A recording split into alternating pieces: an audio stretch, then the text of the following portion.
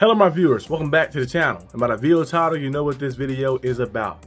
Professor Arsenal is back again. I told you guys I'm in full draft mode right now.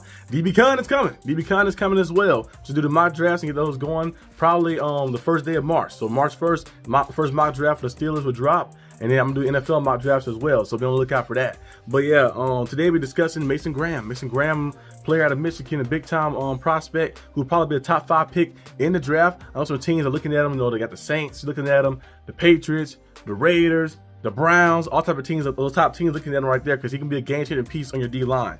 Mason Graham is from, Michigan Wolverines, defensive tackle. He's 6'3", same height as me, but I'm not 318 pounds. He's 318 pounds. A big body, a big force of nature right there.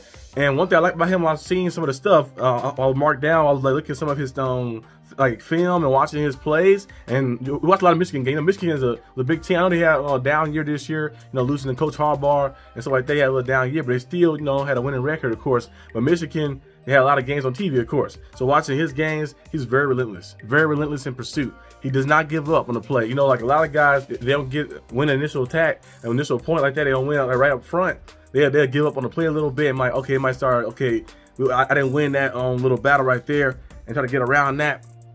He's a guy who's relentless. He'll beat you. If he doesn't win initially first, he'll keep going like that and stay in pursuit like that, especially in tackling as well like that. We see plays where running back get the ball, he'll run to one side, he'll come back to, he'll run from this side of the field, come over there, chase him down, chasing quarterbacks around and making big time plays. High motor as well, high motor player.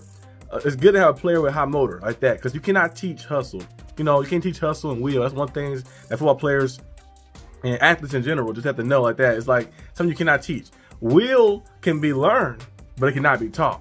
Like that, like having the wheel, like, certain situations that happen. You might be in a pressure situation in the playoffs, you need to make a big time stop. What's your wheel like that? You're tired, you're beat up, you're banged up. That wheel cannot be taught because everyone responds to different things differently. Like, you say fight or flight, everybody responds differently to things. And he has one of those guys who has that high motor. You've seen him in different situations, the double teams come and different things happen, in crucial situations, making big time plays. You've seen him, of course, last season helping his team, of course, the national championship. That defense, how good the defense was, and able to dominate different things around like that, dominating. They played Washington, national championship game, dominating and locking them down. So a guy like this is very good to have in your team. He's capable of being inside and outside the line, versatile piece. Most of the guys that's very athletic and fluid and dominant, they can play all around like that, a line like that. You can line them up different spots. And sometimes it's scary when you see someone, you look over there and see somebody like remember Aaron Donald. I know he's retired now, but Aaron Donald, like sitting behind the line, he might get up and walk somewhere else. But hold on, switch to that side. I remember Myles Garrett did it before too as well.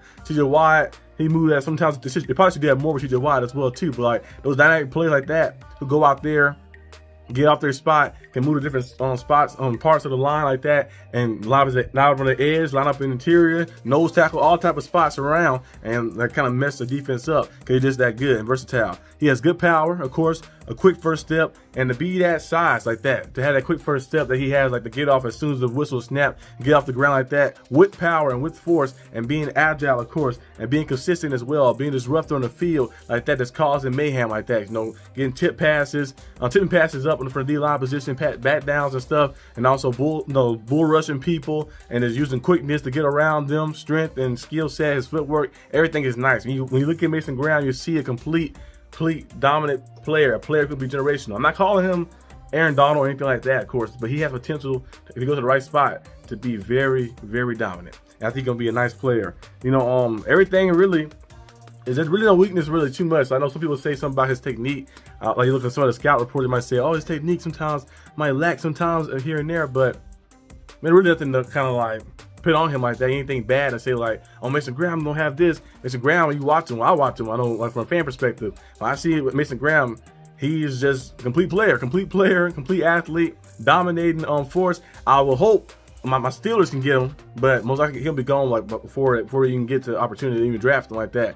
But Mason Graham is a game-changing player, dynamic player, one of those big-time playmakers. Those guys who just different on the field right there. So having a guy like that will open up so much more for your defense because he's able to play the run, able to get pressure in the pass, and having a dominant player on the line opens up more for the other guys too. Like I mentioned, open the defense up. So you have some of your edge rushers who might not be winning their matchups. They start sliding the protection to this side, and you start seeing those guys get easier things too as well. Look at Aaron Donald, look at TJ Watt teams, look at Myles Garrett teams, Max Crosby's, Khalil Mack, the great ones of the past decade like that, the ones who've done it at the highest level. Those guys bring so much attention to them. They still eat too as well, which is crazy. They have like double teams, triple teams, all type of things that happen, getting chipped and stuff. They still make plays, but the other guys around them make plays too. And Mason Graham is one of those players who you get on your team, let me go open up a lot of things. He's one of those guys who can just go out there and dominate. And like I mentioned many times on the channel before, and on the Steeler Syndicate channel as well, you gotta win in the trenches. If you can't win in the trenches, you cannot win at all.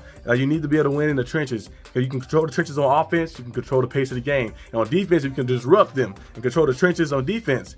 You can just do everything, anything you want like that. You can kind of make them feel hesitant to run, to pass, to do anything. And Mason Graham is one of those players that has that disruptor ability like that, to be a guy who can just cause mayhem. So if he's available on your draft board and you're somebody that need him, like I mentioned, the Browns, the Raiders, the Patriots, all those teams that are up there and looking to draft somebody, the Saints probably be a best spot for him, maybe. Fully, actually be a nice spot for him.